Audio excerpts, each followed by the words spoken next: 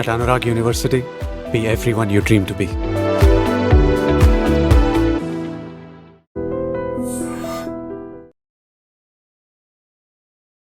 Lake view కాలనీలో జిల్లా SP గారు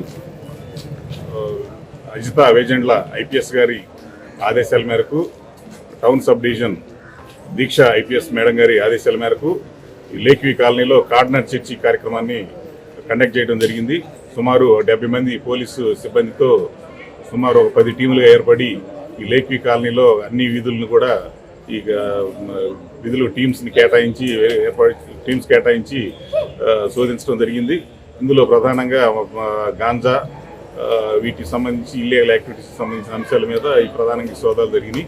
ఈ సోదాల్లో భాగంగా సుమారు 26 వెహికల్స్, 2 వీలర్స్, 2 ఆటోల్ని డాక్యుమెంట్స్ సరిగ్గా లేని వాటిని గుర్తించడం జరిగింది.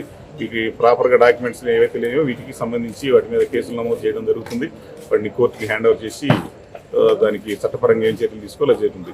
ఈ సందర్భంగా ఈ చుట్టుపక్కల ఇక్కడ లోకల్ పబ్లిక్ ఇంటరాక్ట్ కావడం జరిగింది. దీనికి సంబంధించి ప్రధానంగా ఈ చుట్టుపక్కల కొంత స్లమ్ ఏరియా ఉండటం, కొంత బయట పబ్లిక్ వచ్చి ఇక్కడ అద్దెలకు తీసుకొని ఉండటం, కొన్ని ఇల్లీగల్ థింగ్స్ జరుగుతున్నటువంటి సందర్భాలు అప్పుడప్పుడు మా నోటీస్కి రావడం జరిగింది. దీని మీద అందరికి కూడా చైతన్యం, వాళ్ళందరికీ లోకల్ పీపుల్కి ఇంటరాక్ట్ అయ్యి మళ్ళీ చైతన్యపరిచేదానికి కార్యక్రమం లాగా ఈ కార్యక్రమం చేపట్టాము.